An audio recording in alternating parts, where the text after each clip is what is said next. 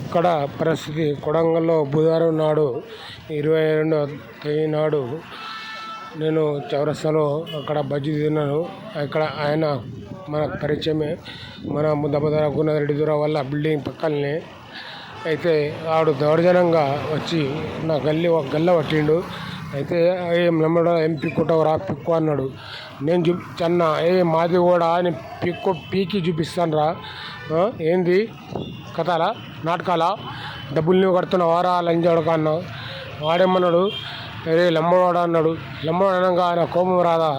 కోపం వచ్చినాక నేనేం చేసా, ఆడు 2 కొట్టాడు, నేను 3 కొట్టి గల్ల పట్టి రప్పన దుబ్బ కిందికి పండబెట్టి 2 కడుపు మీద కాలుతోటి గుద్దాను. ఎందుకంటే ఇక్కడ జగబదుర గురునాథ్ రెడ్డి గారు అందరూ ఎవరు మొత్తము పోలీసులు కూడా చొరసలో రాలేరు.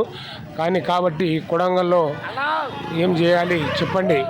నేనన్నా రేవంత్ రెడ్డి ఒకటే మాట అన్నాడు, ఎస్టీ వాళ్ళకు ఏమనకండి అని చెప్పాడు కదా, అదే మాట నేను ఉన్నాను. కానీ ఇది పోలీసులుగా నిర్ణయం తీసుకోలేడు, ఎవరు తీసుకోలేరు. ఒక చెప్పండి.